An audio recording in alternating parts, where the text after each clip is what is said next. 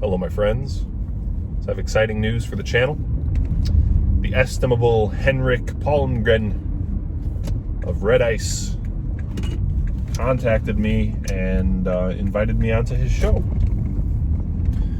So, not this coming Tuesday, but the Tuesday after that, I think it's the 29th, I'm going to be on Red Ice.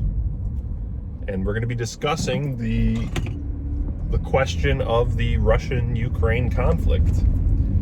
And, you know, I think it's an important topic because there's a lot of people out there in dissident political spheres, online, who have gotten fully swept up by this alleged conflict. And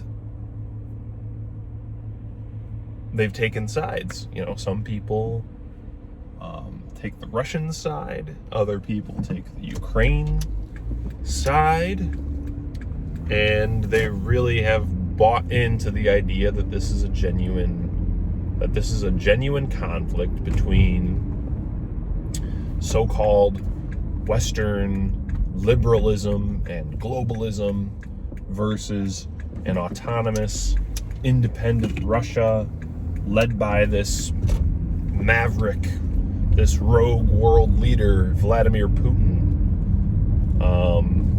And I disagree with that characterization, that understanding of what's happening right now.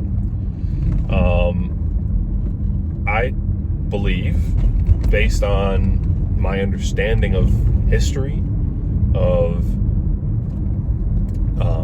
the way that global power works right now, the way that my understanding of Russia as a whole, by looking at certain aspects of their country, of their state, of their leaders, and especially of their history, I believe that Russia is controlled by the same hidden hand as the West, the so-called liberal Atlanticist West, if you're using Duginist terms for it. So, I'm going to be explaining my understanding of the situation. And I want to actually do a lot of homework and be able to take some notes and remember a lot of the details, but to just give you, my friends, a glimpse ahead of time of what my arguments are, I'll just outline it in brief in this video here. Basically, the first part of my argument is that there's no meaningful discontinuity between the Soviet Union and the current Russian Federation. If you look into it, there are a good amount of studies, academic studies, that have been done, which show that there is an extreme level of continuity between the elites of the Soviet Union and the elites of the Russian Federation. And when you start looking into the particular key figures in Russia today, you will find that they all have backgrounds, high-ranking positions in the political machine of the Soviet Union. And that continuity of elite personnel says a lot to me about what's actually happening behind the scenes in Russia. Because Russia, you know, or the Soviet Union, I should say, was a very efficient social engineering project, essentially. They murdered all kinds of political dissidents. It basically became evolutionarily disadvantageous to be a political dissident in Russia. And the amount of thought control that was exerted over people in the government or people in the Communist Party was incredible. And if you have people in high-ranking positions of the Soviet Union becoming key decision makers in the new Russian state, you know that in their minds they've been programmed, they've been bred into that, that mentality of the communist totalitarian control mechanism or control state of the Soviets. And I would posit, I would assume that the whole opening up of Russia, the so-called fall of communism, was not what it seemed to be. I think it was essentially a shift of strategy, and the kind of thing that they did for pragmatic purposes only. And the ideology behind it, the core ideology that fueled the Communist Party of the Soviet Union, remained basically intact behind the scenes. And going farther back, where did the Communist Party come from? Where did the Soviet Union come from? A great researcher, I think Anthony Sutton, one of my favorite researchers, exposed in great detail, exposed with an abundance of documentation and evidence, that the Soviet Union was created from the very start with what he calls Western corporate aid, but what I would call you-know-who-ish aid.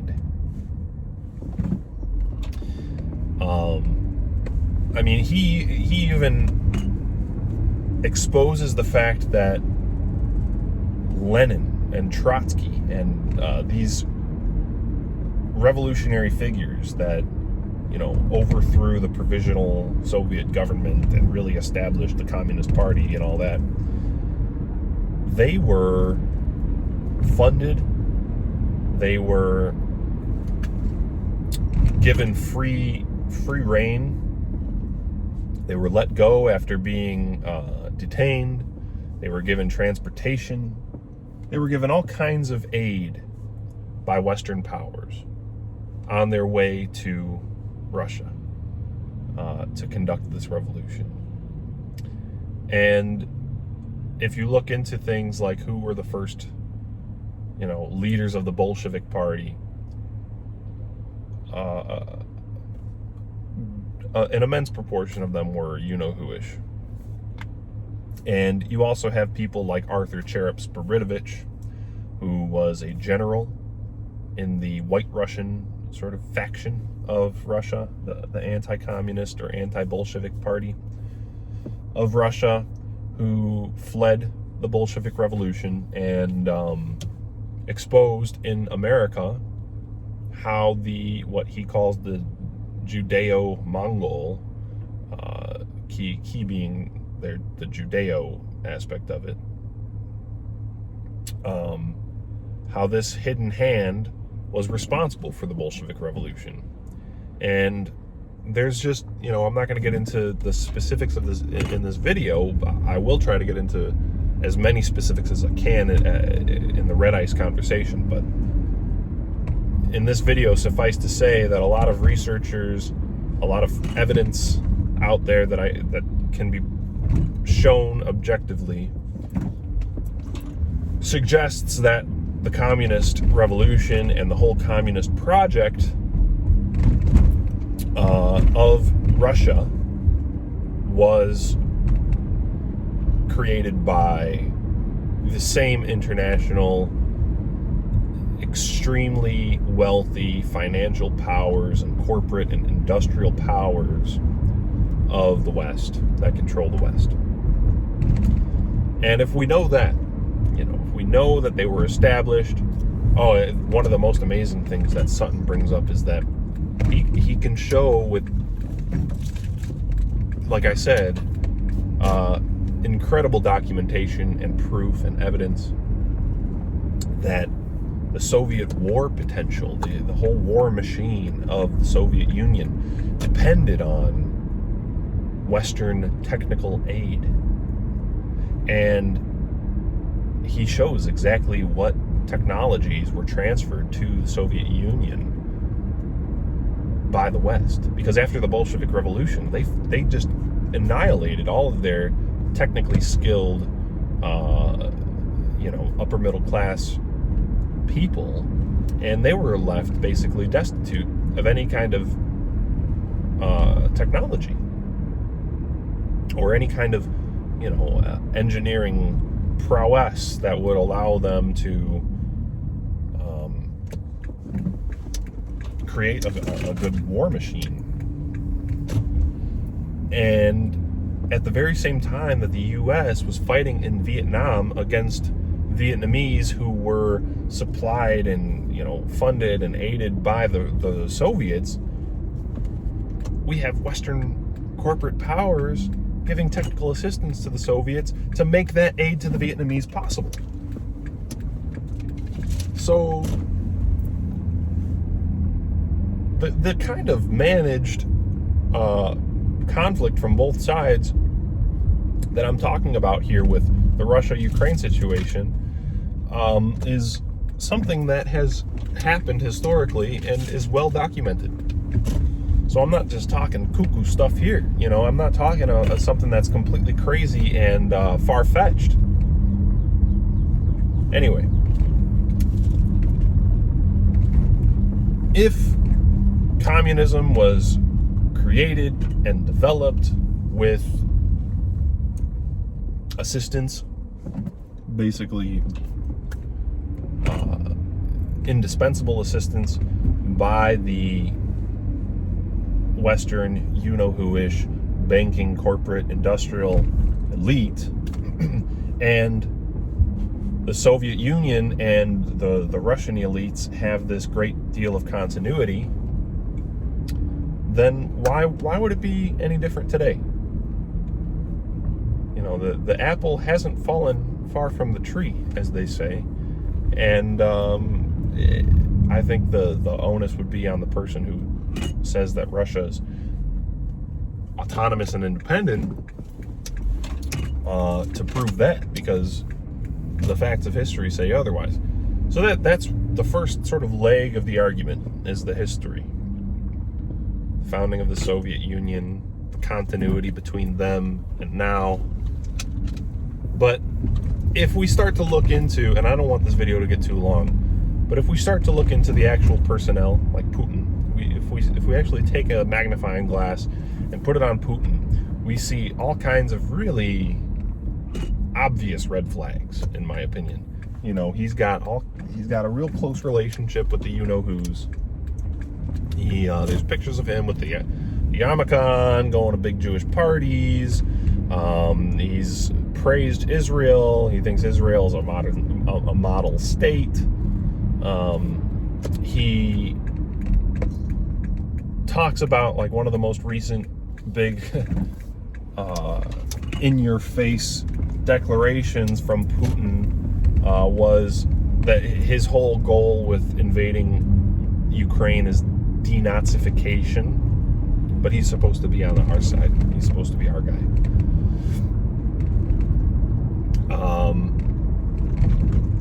What else? He was an ex-KGB agent, so like I say, he was a high-ranking KGB agent. There's continuity with the Soviets right there. There was one other thing that I wanted to mention about Putin. Oh yeah, he wanted to join NATO to begin with. When he first was when he was first getting into politics in the early 90s, after the alleged fall of the Soviet Union, he wanted to join NATO. There's a recorded conversation where he basically told some Western official, I can't remember who, that he asked them, when am I going to be invited to NATO? I want to join NATO, but I don't want to, I don't want to be behind these other rinky-dink nobody countries. You should invite me. I want to join. Just invite me.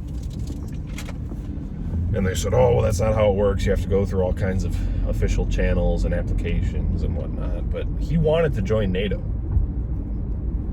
So the idea that Putin is just like inherently anti-NATO, and he's also made statements saying he sees Russia as being part of the European civilization, that he can't see himself in conflict with NATO, all kinds of things that you wouldn't expect from some rogue maverick dictator that hates the West and just wants to take over. And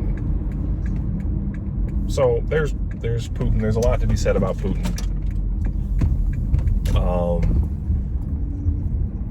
think he was even raised in part by a you-know-who-ish family.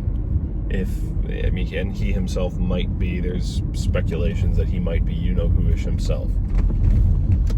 So there's that. And then, so I'll talk about Putin and maybe another couple figures in Russian, in the sphere of the so-called Russian oligarchy, such as Yuri Milner. Yuri Milner is another one. And people, I'm sure defenders of Russia would say things like, oh, well, Milner now, he's denounced Russia. He's basically become an Israeli, because he's a Jewish Russian billionaire who he was making media headlines back in like 2017 for his funding of Silicon Valley back in the very early days of social media, like Facebook, back in like 2019. Sorry, there's a water bottle rolling around and it's making noise. Back in the early days of Facebook, Twitter, other Zynga, other like social media companies that are now billion-dollar corporations. He was one of these early investors before, like even before Facebook went public. He was investing in Facebook. And so back in 2017, the Paradise Papers came out and showed that Milner received his funding from a state-owned Russian bank. So basically, they make the connection and say that the Kremlin was funding Silicon Valley and trying to get sort of a foothold in Silicon Valley to influence their behavior, influence what they do. And it was also tied to Trump because something about one of Trump's sons had a company that Milner funded. So this was one of the sort of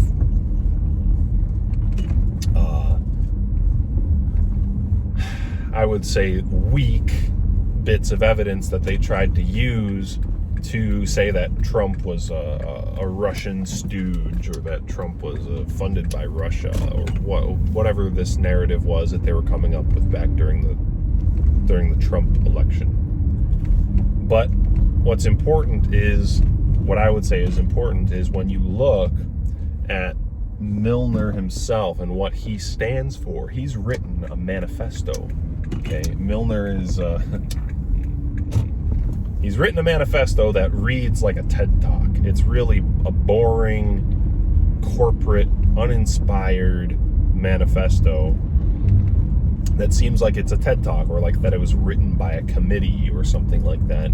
And the main ideas of this manifesto are essentially, they boil down to one world government, one world mission. The world, humanity as a whole, has to have a mission, and that we should be worshiping scientists, worshiping science. Science should be the thing that defines our mission, And it basically is not different in any meaningful way from the globalist shit that you'll find promoted in the West, especially by like tech companies, by Silicon Valley and things of that nature. Like it fits right into the globalist philosophy that we all know so well in the West. And Milner getting his funding from the Kremlin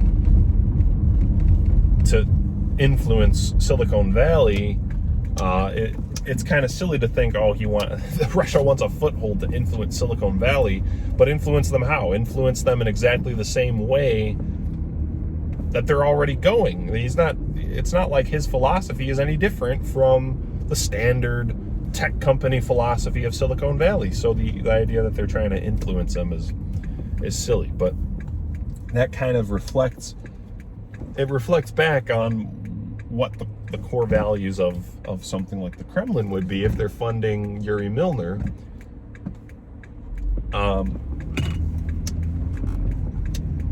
It makes you wonder, and it made me wonder, which is why I started looking into more elements of Russian society. And so this is the last part of the argument. Okay, this video's gone on way too long. The last part of my argument is, okay, what if Milner is just basically a one-off kind of thing? He doesn't represent the establishment of Russia.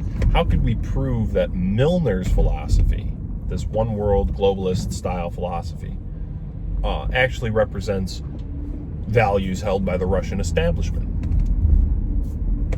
Well, I looked into the top universities of Russia, and the university that's considered the top tier in Russia, the best university in Russia, is the University of Moscow, the state, Moscow State University, basically. And it turns out that a lot of programs, especially programs related to philosophy and politics, are basically following UNESCO programs. The UN Educational, Social, Cultural Organization. They're following UNESCO programs. And they have professors leading these programs from universities all over the West. And when you look into the specific histories and the papers written by these professors that are leading these departments, you'll find that they have philosophies that are 100% consistent with Western liberal globalism. So students going to these top-tier Russian universities, if they're taking philosophy classes or politics classes, they're being taught by UNESCO and Western globalist programmed professors. No different from students being taught in the West. And if there are any differences, they're basically superficial. They're basically unimportant as far as I'm concerned. And that's another thing that hopefully I'll be able to get into detail about in the Red Ice conversation. So anyway, that's all for today. This was a much longer video than I thought I was going to make, but I'm excited about the Red Ice conversation. I hope you guys will tune in. Henrik, if you're watching this, thank you for the invite. I appreciate it. And thanks for watching.